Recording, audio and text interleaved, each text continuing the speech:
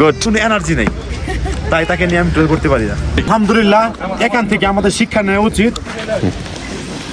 এই যে আমরা বরফের মাঝে হারিয়ে যাচ্ছি। ইয়া বরফ হে, ইয়া বরফ হে।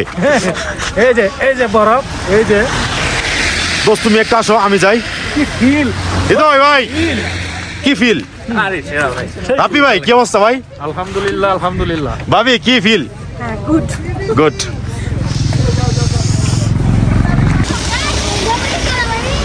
আমি দেখাচ্ছি বরফের আছে নিজেকে একদম কিভাবে হারিয়ে যেতে হয়। ওয়াও, এক কথায় অসাধারণ। লাইফে ফার্স্ট টাইম এরকম বরফের আছে নিজেকে কি করলাম, এন্ট্রি করলাম। সো আসলে এটা সৌন্দর্য আসলে বলে বোঝানো যাবে না। এই রাস্তাঘাটে যে সুন্দর ভিউ, ধুলাবালি মুক্ত পরিবেশ, এক কথায় অসাধারণ। নিজেকে খুব ভালো লাগতেছে। তাই ভ্রমণ করতে হলে অবশ্যই আপনার প্রথমে মনোবল শক্ত করতে হবে, অনেক বেশি এনার্জি লাগবে এই অঞ্চলে ভ্রমণ করতে হলে।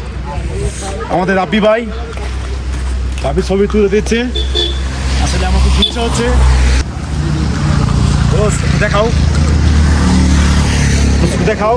আর আমার বন্ধুকে একটু দেখাই, বন্ধু কেন সুন্দর লাগছে। দোস্ত তোমাকে একটু দেখাই।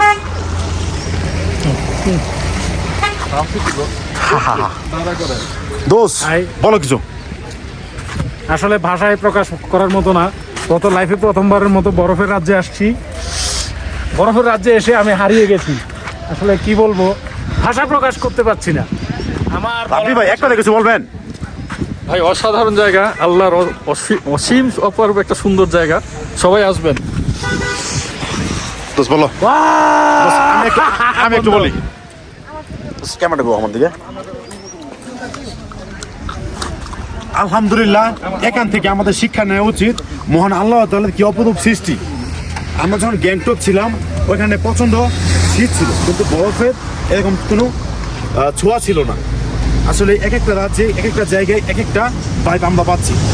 এটি হচ্ছে মহান আল্লাহ তাআলার অপরূপ সৃষ্টি, লীলা খেলা। আলহামদুলিল্লাহ আলহামদুলিল্লাহ, সুবহানাল্লাহ, আল্লাহু আকবার। আসলে এখান থেকে আমাদের শিক্ষা নেওয়া উচিত। মহান আল্লাহ তাআলা আমাদের নিদর্শন দিয়ে রাখছে আল্লাহকে চিনার জন্য। আসলে আল্লাহর প্রতি আমরা কৃতজ্ঞতা প্রকাশ করি। আলহামদুলিল্লাহ।